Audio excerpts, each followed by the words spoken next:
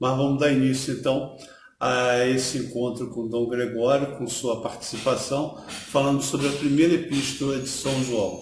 É uma graça muito grande poder estar com você nesse momento, meu querido irmão, minha querida irmã. Nós vamos começar com a primeira epístola de São João. Já fizemos durante esses dias, né? A terceira João, a segunda João, e agora vamos para a primeira João. Então, a graça é muito grande. Naturalmente, nós não conseguiremos ler toda a epístola de São João no dia de hoje, né? Porque ela é muito longa. Nós queremos exatamente isso, né? Aproveitar esse momento em que nós estamos um pouco mais em casa, um pouco mais recolhido, coisa fundamental, para meditar a palavra de Deus. Então vá lá, não é, na sua gaveta, sobre o seu criado mudo, sobre o seu armário, sobre em cima da mesa da sua casa, pega a palavra de Deus, tira da sua bolsa, vamos ler com a palavra. É fundamental, né? Não tem problema da tradução que nós utilizamos, o importante é que é palavra de Deus. Pega a sua Bíblia, vamos meditar a palavra de Deus, que nós não queremos fazer uma leitura apenas, é uma leitura orante, nós queremos que essa leitura se torne oração. E quando alguma coisa se torna verdadeiramente oração em nossa vida, a nossa vida se transforma. Essa que é a grande graça, né? Então, vamos juntos. Temos muito hoje o que meditar, temos muito hoje o que aprender. Vamos lá, nosso curso bíblico, não é apenas curso, nossa oração bíblica que se tornará vida. Então, primeira epístola de São João, no capítulo 1, versículo 1. O que era desde o princípio, o que ouvimos, o que vimos com nossos olhos, o que contemplamos e nossas mãos apalparam, da palavra da vida. Porque a vida manifestou-se. Nós vimos e damos testemunho e vos anunciamos esta vida eterna, que estava com o Pai e apareceu a nós. O que vimos e ouvimos, vô-lo anunciamos, para que estejais também em comunhão conosco. E a nossa comunhão é com o Pai, é com o seu Filho Jesus Cristo, e isto vos escrevemos, para que a vossa alegria seja completa. Perfeito, que beleza, né? Essa introdução solene. Lembra lá que São João escreveu lá no seu Evangelho, né? No princípio era o Verbo, e o Verbo era Deus, e o Verbo estava em Deus, né? Se a gente comparar, né, o texto, nós veremos que é uma introdução solene, como São João faz lá no Evangelho. Mas atenção, antes de nós começarmos a meditação, não é, essa oração através da palavra de Deus, é fundamental que nós reconheçamos algumas coisas. O que é que nós precisamos reconhecer? Em primeiro lugar, o seguinte, essa carta não é escrita por acaso. Veja o que é uma carta. Uma carta, ou seja, é direcionada a alguém ou direcionada a alguma instituição. No caso aqui, essa carta ela é endereçada a todas as comunidades cristãs. É o que nós chamamos de uma carta católica. O que significa a palavra católica? Não é? Significa universal. Então, ou seja, é uma carta universal. É uma carta dada para toda a igreja, para todas as comunidades. Esse é um ponto que você não pode esquecer. Olhe lá que depois eu estou fazendo perguntas a você, né? Depois da nossa oração aqui com a palavra de Deus, e você preste atenção, porque depois eu vou cobrar isso de você, tá certo? Então, é uma carta católica, né? Ou seja, uma carta universal. Primeiro ponto. Segundo lugar, veja que ele vai insistir muito em Jesus Cristo, o Verbo encarnado. Por quê? Porque essa primeira epístola, não é de São João, ela tem um direcionamento, porque as comunidades estão começando a inventar heresias, né? Então, quais são as heresias inventadas, né? Aqui no caso dessa carta? É de que vai aparecer o nome do homem, não é? Ele vai dizer que não, Jesus Cristo não é Deus, não.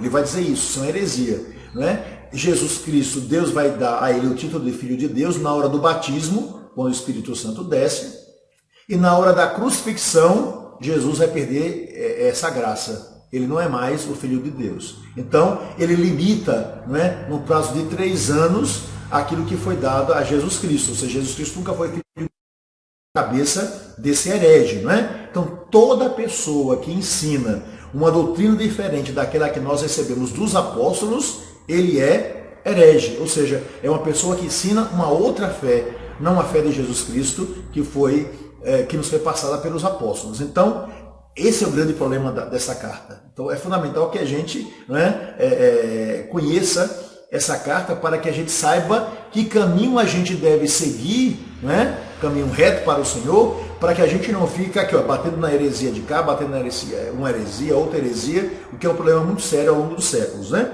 Então, ele começa a dizer o seguinte: o que era desde o princípio, Jesus Cristo é Deus, é desde o princípio, né? O que também nós ouvimos desde o princípio, lá de trás, né? O que nós experimentamos com a presença, ou seja, o que vimos com os nossos olhos. Jesus Cristo não era uma lenda. Jesus Cristo não era Papai Noel, certo? Jesus Cristo não era assim alguma coisa, uma história da carochinha, era uma pessoa, né? Era a segunda pessoa da Santíssima Trindade, ele é a segunda pessoa da Santíssima Trindade, mas houve encarnação. Então essas pessoas, Pedro, Tiago, João, etc., todos os apóstolos, eles viram a verdade diante deles. Eles tocaram nessa verdade, que é Jesus Cristo. Então, o que vimos desde o princípio, quando Jesus apareceu, o que nós ouvimos, o que vimos com os nossos olhos, o que nós contemplamos, contemplar significa estar extasiado com essa graça que foi dada, né? O que nossas mãos apalparam, olha que coisa impressionante, não é? Apalpar, eles pegaram em Jesus, eles pegaram no braço de Jesus, eles olharam dentro dos olhos de Jesus, eles bateram nas costas de Jesus, eles abraçaram Jesus. Então, ele está dizendo isso, ou seja, era realmente o Cristo presente, era Deus encarnado no meio deles, né? Da palavra da vida, que é Jesus, porque a vida manifestou-se, essa vida com letra maiúscula, ou seja, Jesus Cristo se manifestou em nosso meio. Não é uma ilusão. João vai falar de uma experiência, não de alguma coisa que eu falei lá, de alguma coisa assim teórica, está falando de alguém que ele viu, olhou, contemplou, apalpou, né? Foi amigo, ouviu a palavra saindo da boca. Primeira coisa, né? Nós vimos e damos testemunho e vos anunciamos esta vida eterna. Então, nós estamos falando, né? Estava se falando de um homem que ele tocou, mas eles perceberam com o tempo que não era apenas um homem, era Deus também. Era um homem, Deus, que eles, não é, viram na própria existência. Então, o que é que eles fazem? Ele está anunciando essa vida eterna. Quem é essa vida eterna? Versículo 2 é Jesus Cristo, que estava com o Pai e apareceu entre nós. Encarnação, né? Então, Jesus Cristo estava com o Pai e apareceu entre nós. É Deus desde quando? Desde sempre. Jesus Cristo é Deus desde sempre. Em que o anjo, Maria falou, faça-se em mim segundo a vossa palavra, naquele instante, quando, não é, pela coroação do Espírito Santo ela ficou grávida, aquele que estava no seio de Maria, desse tamanhozinho assim, não é, quase um micro-organismo lá dentro, era Deus que estava ali, né, se encarnando para a nossa salvação. É isso que ele vai dizer. Não foi uma ilusão, né? Que estava com o Pai, ele estava lá, mas apareceu entre nós, né? A encarnação. O que vimos e ouvimos, nós anunciamos a vocês. Ele não está anunciando uma palavra qualquer. Ele não está fazendo uma propaganda qualquer, né? Mas o que eles viram e o que eles ouviram, o que vimos e ouvimos, nós anunciamos. Não outra palavra, mas aquilo que eles experimentaram. Para que sejais também em comunhão conosco. E a nossa comunhão é com quem? Com quem que nós temos comunhão? É apenas com A, com B, com C? Não. Nossa comunhão é com o Pai e com seu Filho Jesus Cristo. Filho significa dizer que ele é filho de Deus. Jesus significa dizer que ele é um homem encarnado. Como eu tenho o nome Gregório, ele tem o nome Yeshua, ele tem o nome Jesus. Né? Cristo, porque ele é o Cristo, ele é o Messias, ele é o enviado do Pai. Ele é a salvação de toda a humanidade. E isso vos escrevemos para que a nossa alegria seja completa. Eles já estão felizes.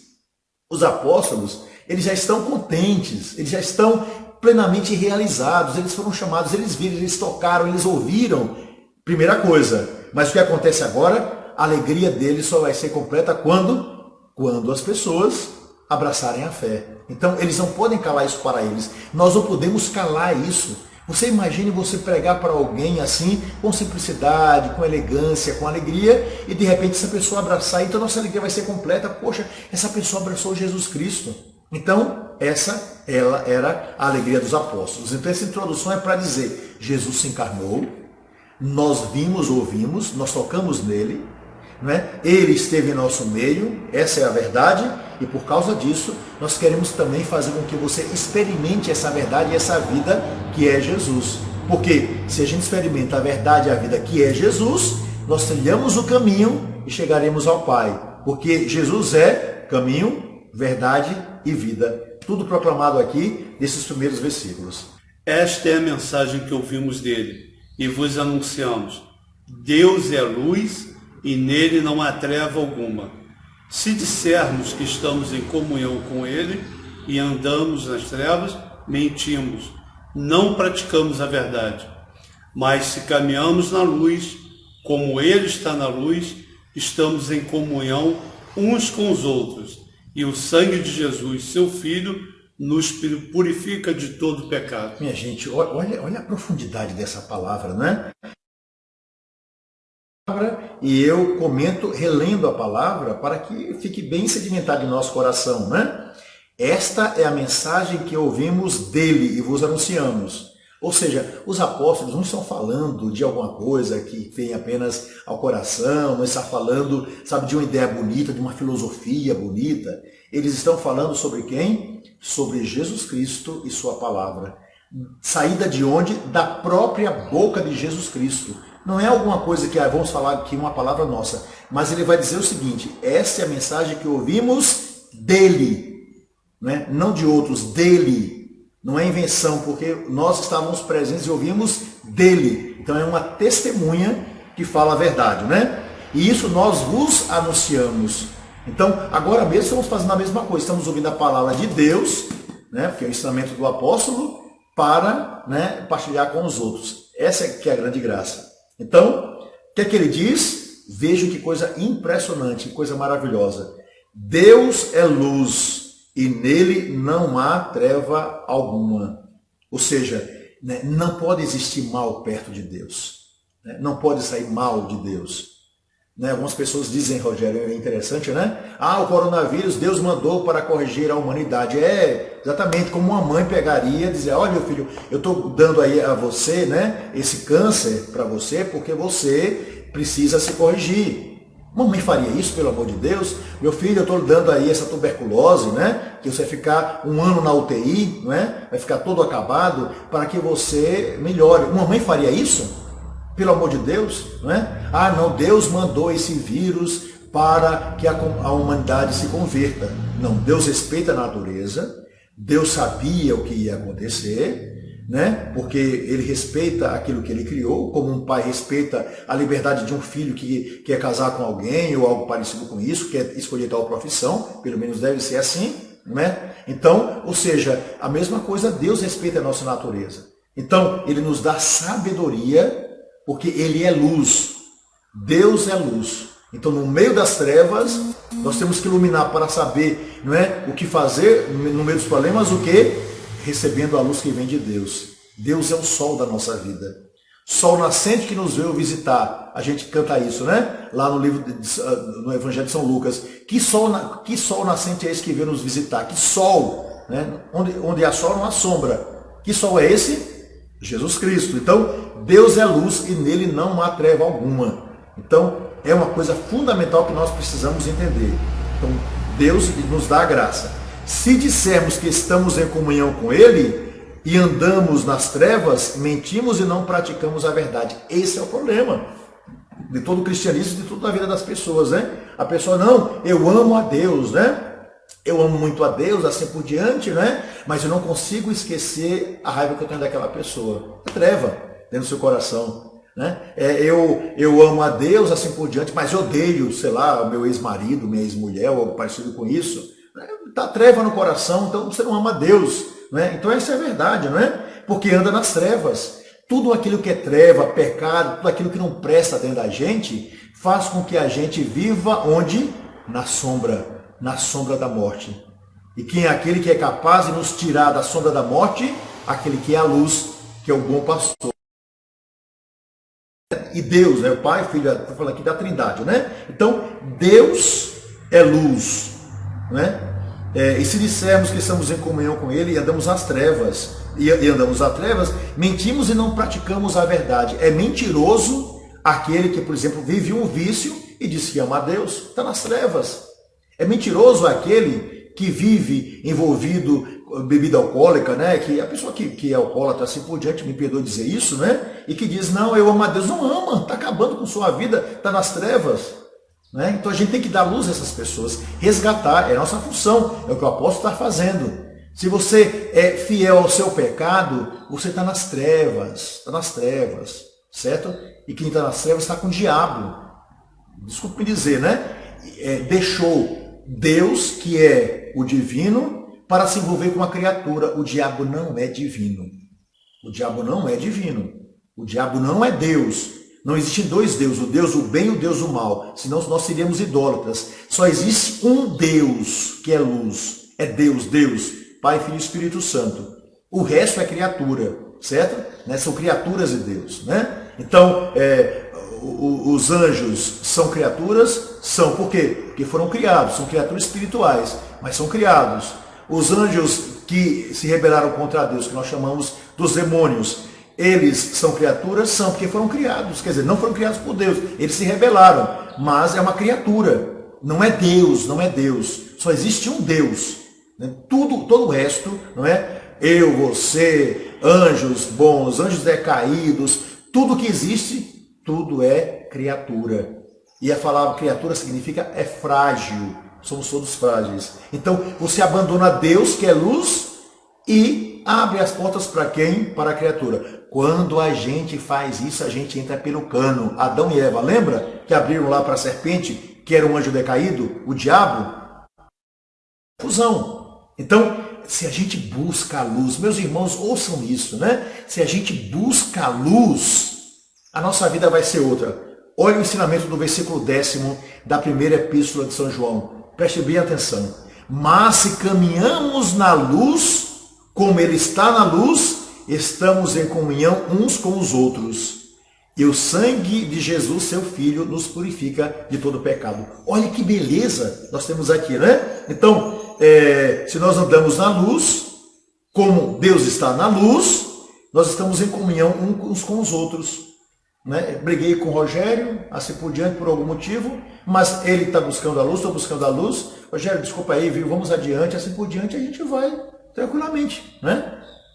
A gente vai caminhando, né? Então, seja, por quê? Porque buscamos aquilo que é a luz. Então, quando estamos com a luz, estamos em comunhão uns com os outros. É fácil nós sabermos se estamos na luz ou não. Basta olhar para o nosso coração e perguntar: coraçãozinho, você guarda mágoa? Não. Coraçãozinho, você guarda rancores? Não. Estou na luz. Coraçãozinho, você está com ódio de alguém? Não. Estou na luz. Coraçãozinho, você guarda mágoas, rancores, assim por diante. Você está maquinando alguma coisa ruim e só deseja se vingar de alguém ou algo parecido com isso? Sim. Ótimo. Parabéns. Está nas trevas. Ou seja, vamos cortar. Luz. Deus é luz. E é isso que nós queremos. Tá certo? Então, e o sangue de Jesus, seu Filho, nos purifica de todo pecado. Quem busca a luz, busca uma vida nova. Quem busca a luz, transforma a vida.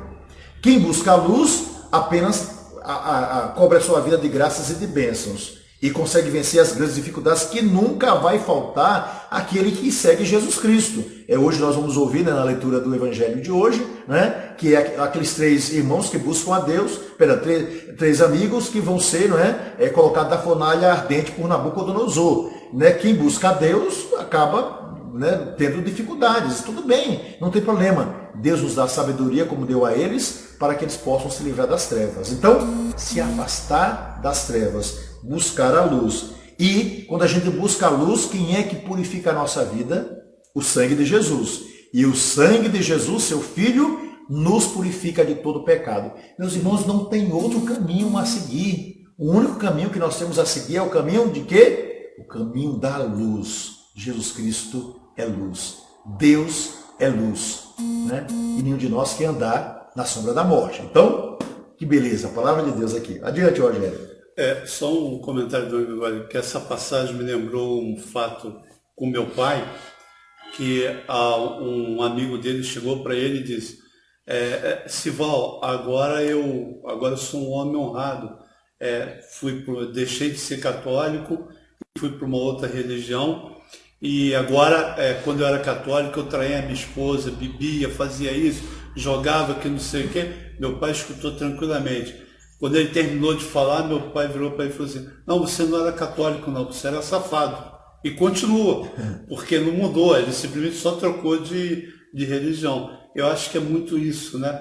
Quer dizer, não importa, o que importa é se a gente está na presença de Deus, a gente está na luz, a gente vai dar testemunho sempre da misericórdia de Deus. Né? Exatamente, porque como Deus é misericórdia, né? E como Deus é amor, não é? A gente deseja que as pessoas caminhem para Deus através desse amor. Mas tem gente que tem que ficar ouvindo grito no ouvido, não é? Tem gente que tem que pagar para poder mudar. Tem gente que precisa, não é, de mudar para alguma coisa que gere medo no seu coração para poder mudar. Por acaso algum padre disse a esse senhor que ele devia beber? Por acaso algum padre lá não ensinou senão a verdade no púlpito, né? Na pregação lá na estante, né? De onde ele estava pregando a palavra de Deus? Só que ele não queria, e certamente essa pessoa não ia sequer à igreja. Geralmente faz isso, né? Aí depois disso, eu larguei disso, deixei de seguir os ensinamentos dos apóstolos para ficar pelas coisas pela metade. Não quero criticar ninguém, não é o caso aqui, mas exatamente isso. Então, as pessoas ficam imaginando que abraçando alguma outra coisa vai mudar. Eu acho ótimo também. Se a pessoa está querendo, o problema dela, não é? Se ela mudou, graças a Deus, assim por diante, ela encontrou lá um caminho que deu para ela, né, pelo menos, uma certeza para largar alguma coisa. Né? Mas o que Deus deseja de nós é algo muito mais profundo, a mudança radical de vida. Né? E não é apenas parar de fazer alguma coisa para ter o crescimento, mas crescendo eu largo aquilo que não presta. O movimento é diferente. Né? Porque o perigo está sempre a nos rodear. E se ele voltar a beber outra vez, significa dizer que Deus não é bom? Né? O problema é que o cara é safado, né? Esse é o grande problema, o cara é safado. Então não está querendo seguir aquilo que Jesus está ensinando. Então esse é o problema. Né? Então Deus, né, na liberdade, nos dá essa garantia de uma vida nova. Aliás, diga-se de passagem, Jesus Cristo mostrou isso diversas vezes, né? O que me garante salvação não é o tempo todo eu ficar imaginando que por causa disso agora eu sou um homem novo, porque o homem novo, a mulher nova, eles vão sendo trabalhados diariamente. A conversão é uma coisa constante, não é uma vez e está tudo resolvido, não. Não é porque o inimigo está sempre nos rodeando. Tanto é que Jesus Cristo vai dizer no Evangelho de hoje, né, já estou antecipando a missa que vamos celebrar daqui a pouco, para dizer o seguinte: Jesus Cristo diz: vocês se dizem filhos de Abraão, mas vocês não são, né, filhos de Abraão, vocês não são de Deus. Ou seja, seguiam uma religião, mas praticavam o erro. Então, o mais importante é ter consciência da graça de Deus que se dá a cada momento, porque senão vai ser uma brincadeira. Estamos brincando, né? Louvando a Deus com a boca, mas o coração deseja outra coisa, né? A gente serve a Deus com a mão e com a outra a gente não larga, não é, a mão do diabo, né? A gente clama a Deus que é Senhor, mas amaldiçoa o irmão que está no lado. Então, é coerência. Jesus deseja coerente. A vida de Jesus o tempo todo foi uma vida coerente. Essa deve ser a nossa vida também. Se dissermos que não temos pecado, enganamo-nos a nós mesmos e a verdade não. Se confessarmos nossos pecados, Ele é fiel e justo para perdoar os nossos pecados e purificar-nos de toda iniquidade. Se dissermos que não pecamos, fazemo-lo mentiroso, e a sua palavra não está em nós. Meus filhinhos, isso vos escrevo para que não pequeis. Mas se alguém pecar, temos como advogado junto do Pai Jesus Cristo, o justo. Ele é a vítima da expiação pelos nossos pecados, e não somente pelos nossos, mas também pelos de todo o mundo. Olha, veja só, mas isso aqui deu uma profundidade, não é? Nós vamos concluir aqui. Então, capítulo 1 da primeira epístola de São João, versículo 8. Se dissermos que não temos pecado, enganamos a nós mesmos e a verdade não está em nós. Tem muita gente que diz o seguinte, né? Desculpe, aí já vi pregações, né, na televisão das mais diferentes igrejas que diz o seguinte: Jesus já lavou todos os meus pecados, eu não tenho mais pecado. Isso é uma heresia. Você não peca mais? O que é isso, né? Ah, porque Jesus lavou todos os meus pecados. Então aí eu posso adulterar, posso fazer tudo o que eu quero, assim por diante, porque eu não tenho mais pecado, porque Jesus lavou o meu pecado. Vamos ouvir a palavra de Deus. Se dissermos que não temos pecado, enganamos a nós mesmos e a verdade não está em nós. Todo homem é pecador, todo homem, não tem jeito. Toda mulher é pecadora, toda mulher. Ah, eu não tenho um pecado, assim por diante, etc. Não é que a gente fica atrás de pecado, não é isso. Mas quem de nós é puro o suficiente para não ter um olhar pecaminoso? Quem de nós não é imprudente o suficiente para falar mal do outro, fazer uma crítica? Quem de nós está numa vida assim? Realmente, a gente confessa por causa disso. Mas todos nós temos limitações, né? Tem gente, desculpe me dizer isso para você, que vem falar conosco, bater um bate-papo, tem várias experiências, que ao invés de falar da própria vida, daquilo que comete o erro, até mesmo, digamos assim, não estou revelando confissão não, mas a gente aprende muito na teologia, e a gente tem vários tipos de pessoas que vêm para nós do seguinte: olha, padre, vai lá, olha, eu não lembro assim de nenhum pecado que eu tenho não, mas meu marido é terrível, meu marido xinga palavrão, faz isso, assim por diante, Ah, padre, eu busco tanto a Deus, mas meu filho é assim, ele está saindo, está vindo para a balada. Ou seja, venha falar dos seus pecados, não do pecado dos outros. E a gente tem que dizer: minha senhora, peraí, um minutinho só, por favor, meu senhor, por favor, um minutinho. Eu quero saber quais são os seus pecados, porque Deus deseja lhe dar o perdão. E não o pecado da sua esposa, do seu marido, do seu filho, do seu vizinho, e assim por diante. Então, por quê? Porque todos nós temos pecado. Lá dentro tem alguma coisa, basta que a gente procure. Se dissermos que não temos pecado, enganamos-nos a nós mesmos e a verdade não está em nós. Palavra de Deus. Versículo 9. Se confessarmos nossos pecados, aí é a confissão, Ele é fiel e justo para perdoar os nossos pecados e purificar-nos de toda iniquidade. Através da confissão. Agora, algumas pessoas vão dizer: eu confesso comigo com Deus. Eu vou na frente do sacrário e digo: Senhor, me perdoe, viu? Senhor, eu adulterei, Senhor, eu roubei o povo brasileiro, Senhor, fiz isso, assim por diante. Aí recebi o perdão de Deus. Pronto. Sim. E a penitência que você tem que fazer? Ah, Senhor, eu roubei um banco, foram apenas 500 milhões de reais, mas eu sei que o Senhor vai me perdoar, assim por diante, E agradecendo ao Senhor essa grande graça, eu vou fazer uma viagem para Bahamas, fazer um passeio, eu vou a Paris visitar o Louvre, eu vou a Nova York fazer umas compras para minha mulher com esses 50 milhões que eu roubei, porque agora o Senhor já me perdoou. Que brincadeira é essa? Que brincadeira é essa, É assim que a coisa funciona, Eu lembro de uma pessoa muito importante aí, que era uma figura muito importante, não quero dizer, que disse que depois que ele foi preso por corrupção no Brasil, chegou lá na prisão, se ajoelhou, passou uma hora ajoelhado, rezando para Jesus, dizendo: Senhor, me perdoe, Senhor, me perdoe, Senhor, me perdoe, e Jesus perdoou, ele não tinha mais nada a dever a ninguém. Ótimo, ótimo, então devolva os milhões que você roubou. Entendeu? Por que a gente vai a um sacerdote quando a gente comete um grande pecado? O sacerdote vai dizer: meu irmão, você roubou quanto? 50 milhões? Ok, Devolvo 50 milhões. Então, você abortou, minha querida? Ok, tudo bem, você abortou, você matou um filho, Então, durante o espaço de um ano, todo mês, você vai tirar alguma coisa para ajudar uma família pobre, porque você matou o seu filho, ele está diante de Deus agora lá, a absolvição lhe será dada, mas você agora vai ter que fazer alguma coisa para reparar a miséria que você fez, Você andou falando mal dos outros, de tal pessoa? Ótimo, agora você, durante o espaço de um mês, é a sua penitência, você vai falar bem o tempo todo das pessoas. Toda vez que vier uma palavra ruim, você vai mudar. É isso que a gente tem que fazer, porque senão vira uma brincadeira, não é mesmo? E a gente não pode ver de brincadeira. Então, como é que a gente faz isso? Através da ajuda de alguém, que é um médico que vai nos ajudar. No caso, um sacerdote. Você está com um problema, um tumor desse tamanho na sua barriga. Você pega uma faca, você abre e faz a própria cirurgia? Não. Você vai atrás de um médico, não é mesmo? Quem contraiu o coronavírus vai ficar tomando remédio em casa? Não. Tem que ir ao médico. Se você tem pecado, você mesmo vai dizer: Deus me perdoou, assim por diante, não precisa fazer nada? Precisa sim. Quem vai lhe orientar? Um sacerdote. Não é o padre que absolve no nome dele. Ele diz o seguinte: eu te absolvo em nome do Pai, Filho e Espírito Santo.